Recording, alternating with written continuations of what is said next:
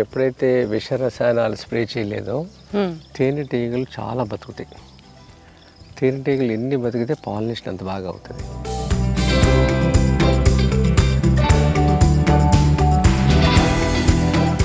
ఎంట్రీలోనే చక్కగా పసుపు మొక్కలతో స్వాగతం. అంటే పసుపు శ్రేయస్కరం అంటారు కదా, శుభసూచికం. సో అలాంటిది న్యాచురల్ యాంటీబయాటిక్ పసుపు. అసలు వెల్కమింగే మాకు పసుపు మొక్కలతో చూసిన వెంటనే ఒక చాలా హోలిస్టిక్ ఫీల్ అని చెప్పాలి. ఇది ఘనజీవామృతం. ఘనజీవామృతం ఫర్ ద ఫస్ట్ టైం వింటున్నా. అంటే ఏంటి సార్? అంటే ఘనజీవామృతం అంటే ఆవు రోజుకు 10 కేజీలు పేడనిస్తుంది. 10 కేజీల పేడ మనం ఆ రోజుది, తర్వాత రోజుది, ముందు రోజుది, అలా 10 రోజులు నిల్వ పెట్టుకోవచ్చు. ఈ నిల్వ పెట్టుకున్న దాంట్లో సుమారు 200 కేజీలు అయిందనుకోండి, దాంట్లో 2 కేజీలు బెల్లం నీళ్ళు, 2 కేజీల శనగపిండి చల్లేసేసి ఇలా ఆరబెట్టాలి. చెట్టు నీడని కానీ ఇలా ఏమైనా. బెల్లము శనగపిండి, బెల్లం నీళ్ళు. దీంట్లో 1 గ్రాములో 3 కోట్ల మైక్రోబ్స్ ఉన్నాయి. ఓకే.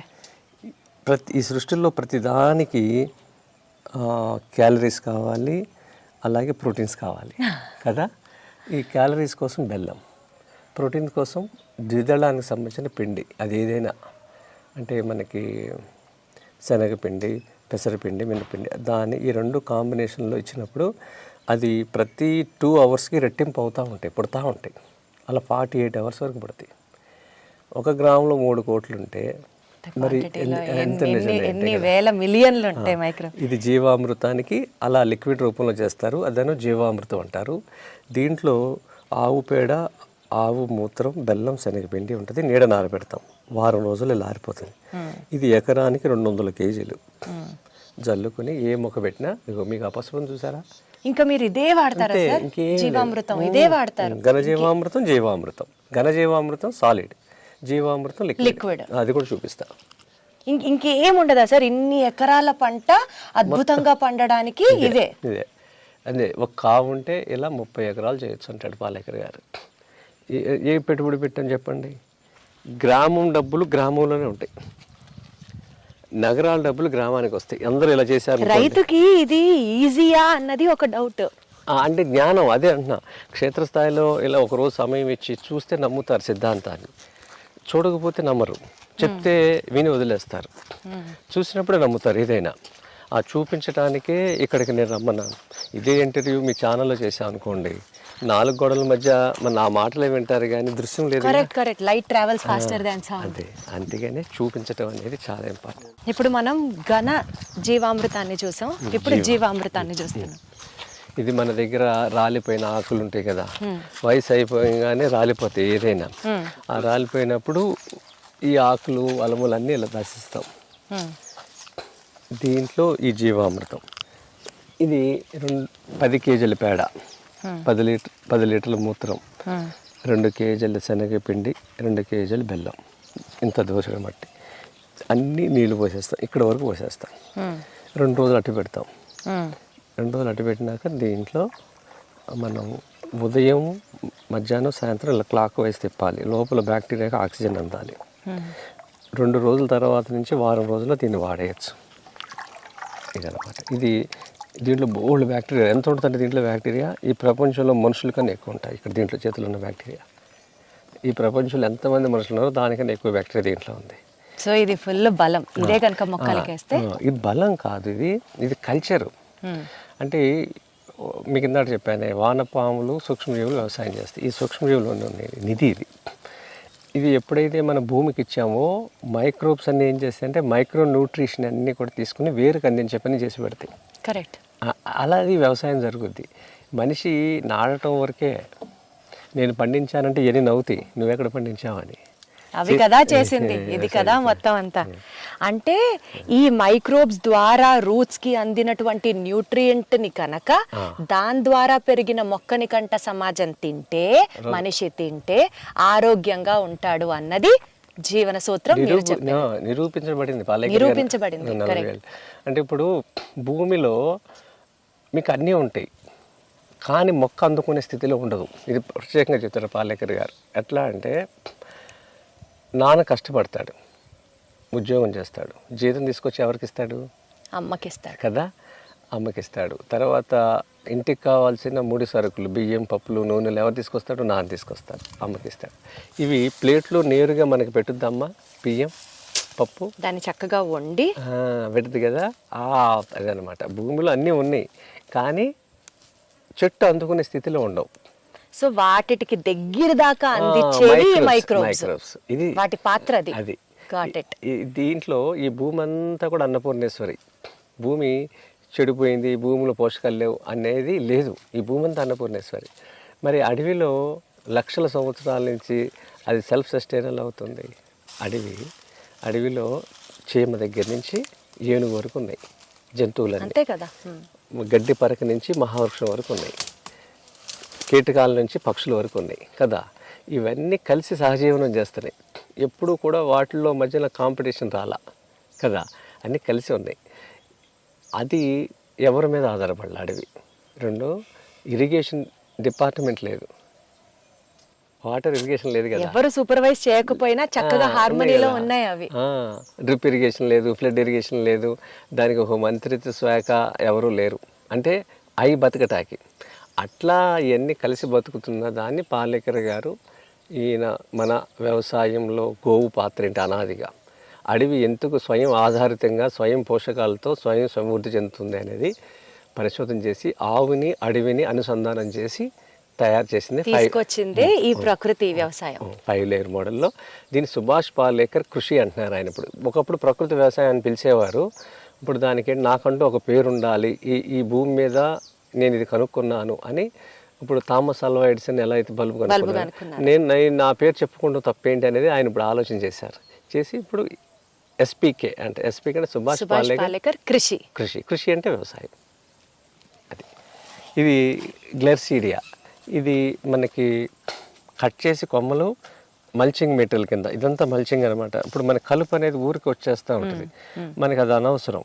ఇది ఎప్పుడైతే మనం భూమిని కప్పిపెట్టామో ఇక సూర్యరశ్మి పడకపోయేసరికి కలుపు పెరిగే అవకాశం లేదు. దానికోసం ఇలా వాడుకోవాలి.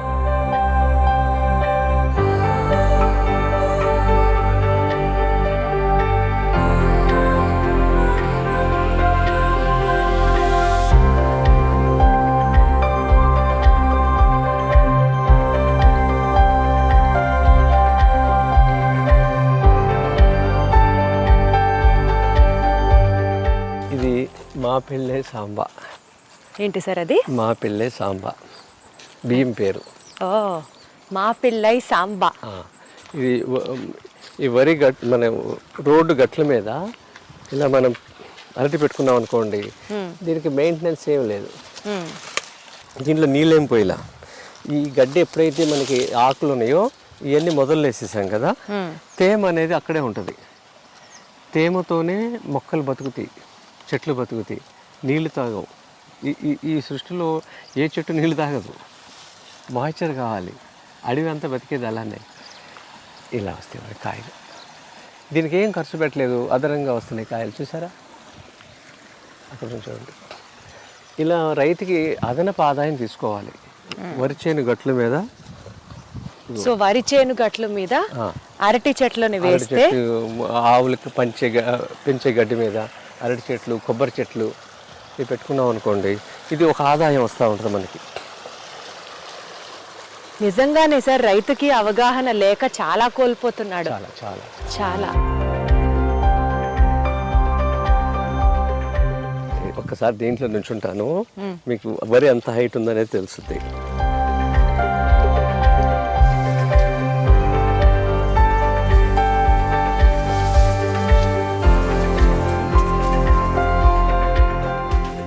ఈ హైట్, అసలు ఇంత హైట్ లో వరి నిజంగా వరి చేనులో కూడా చూడమేమో సార్.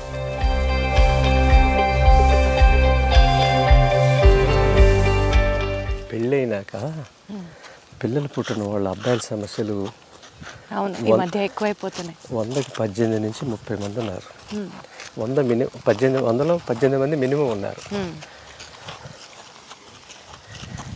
దీని అన్నిటికి కారణం సోనా మసూరి అని, బీపీటీ అని, ఈ 2 బియ్యాలు ఎవరైతే తింటారో వాళ్ళకి పిల్లలు పుట్టరు.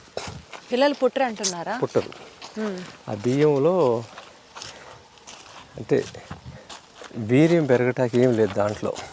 సోనా మసూరి బీపీటీ రకం. ఇది ఎక్కువ ఆంధ్రప్రదేశ్ తెలంగాణలో పండిస్తున్న పంటలు ఈ 2 ఉన్నాయి.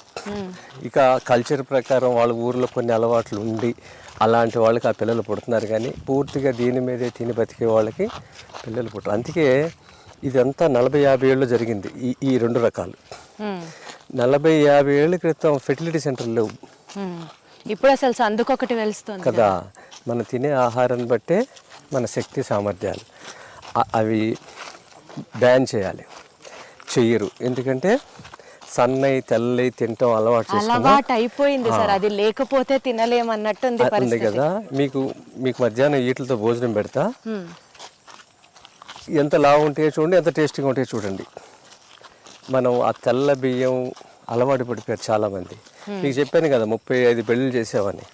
35 పెళ్ళిళ్ళలో కూడా ఈ బియ్యాలతోనే పెట్టాం మేము భోజనం. ఇలా మనం చేస్తే ఏమవుతుందంటే, మీరు ఏదైతే ఒక నిజంగా బ్రాండ్ క్రియేట్ చేయాలంటే ఇలా 2 బియ్యాల మీద పనిచేయండి. ఫస్ట్ కుల్లాకార్, ఇంకోటి మాపిళ్ళి సాంబార్. మాపిళ్ళి సాంబార్ ఎందుకంటే 5 కేజీలు తిన్న తర్వాత అమ్మాయిని కన్సీవ్ చేసేస్తాడు అబ్బాయి తింటే.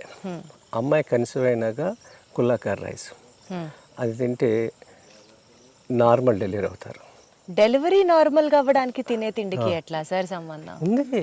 ఎట్లా సార్ సంబంధం? నేచర్ డిజైన్, అది నాది కాదు.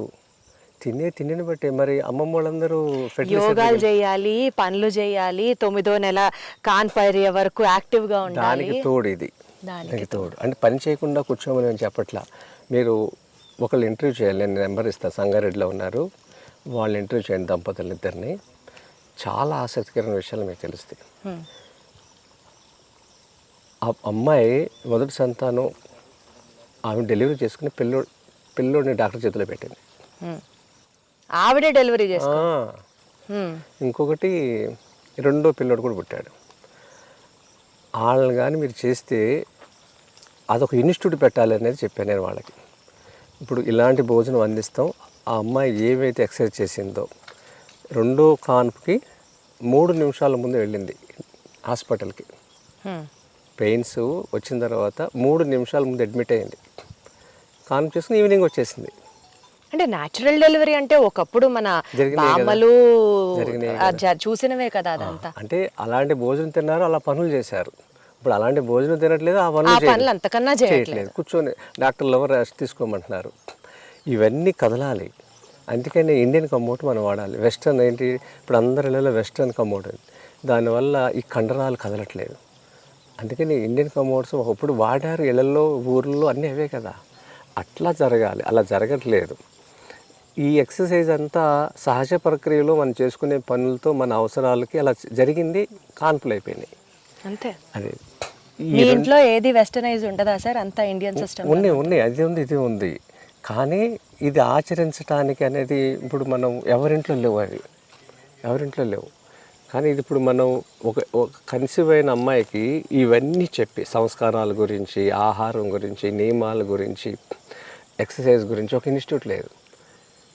అలా వాళ్ళని పెట్టమన్నారు, వాళ్ళు పెట్టగలుగుతారు. వాళ్ళు దాంట్లో చాలా స్టడీ చేశారు. వాళ్ళిద్దరు పిల్లలతోనే చాలా స్టడీ చేసుకున్నారు. వాళ్ళు మాకు నూనె సప్లై చేస్తారు మా షాప్కి. ఇది కోల్డ్ ప్రెస్ ఆయిల్.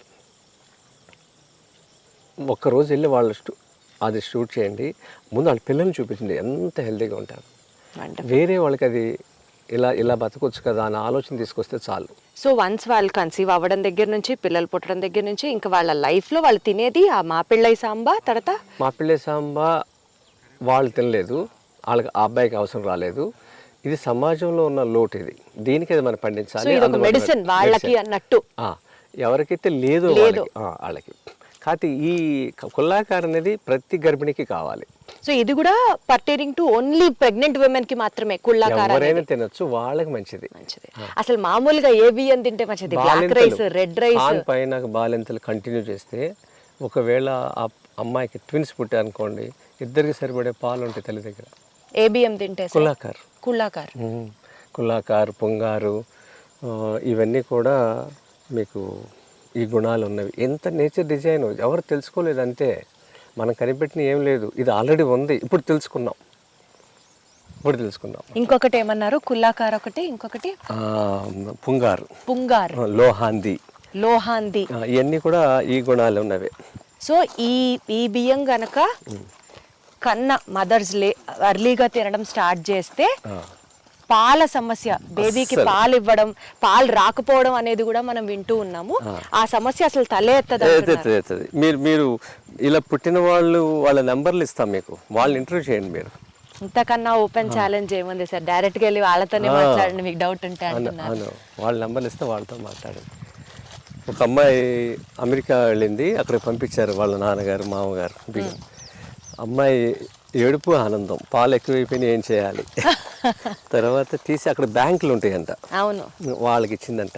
ఇక్కడ కూడా ఇండియా రాగానే ఫస్ట్ నా షాప్కి వచ్చింది, ఆనందం పంచుకుంటాకి. అది కదా సార్ నిజమైన విక్టరీ అచీవ్మెంట్ అంటే.